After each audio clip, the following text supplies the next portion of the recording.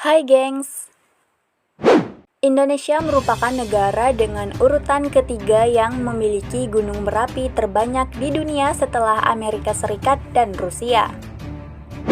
Seperti yang telah terjadi pada Sabtu 4 Desember 2021 lalu, Gunung Semeru kembali mengalami erupsi di Kabupaten Lumajang, Jawa Timur. Selain itu, letusan Gunung Krakatau pada tahun 1883 adalah letusan terbesar dalam sejarah.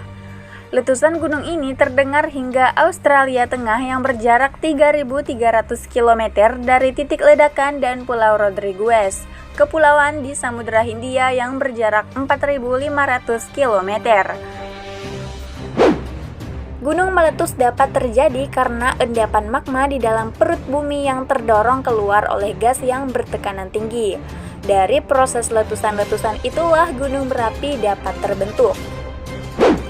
Tapi, tahukah gengs, apa aja sih yang termasuk faktor-faktor terjadinya gunung meletus?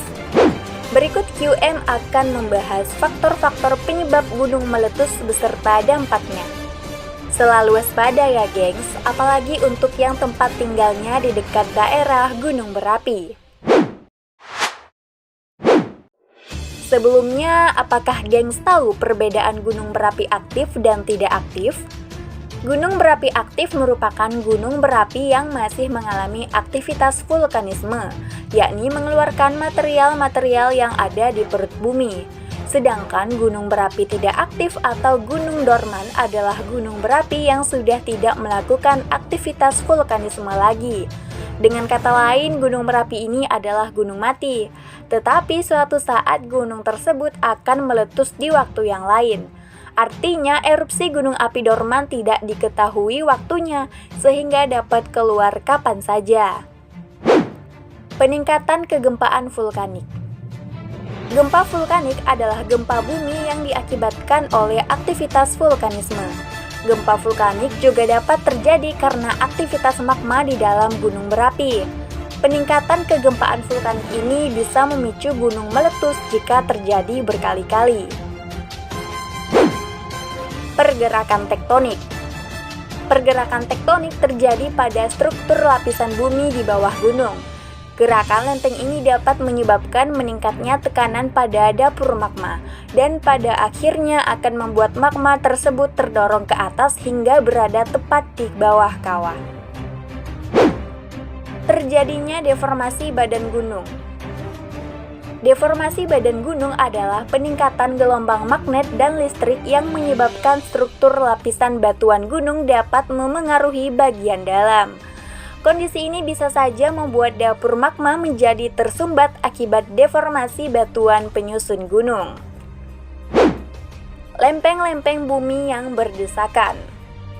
Lempeng-lempeng bumi yang saling berdesakan atau saling menghimpit satu sama lain dapat menyebabkan tekanan yang besar dan juga dorongan ke permukaan bumi sehingga menimbulkan berbagai macam gejala tektonik lainnya. Tekanan yang sangat tinggi.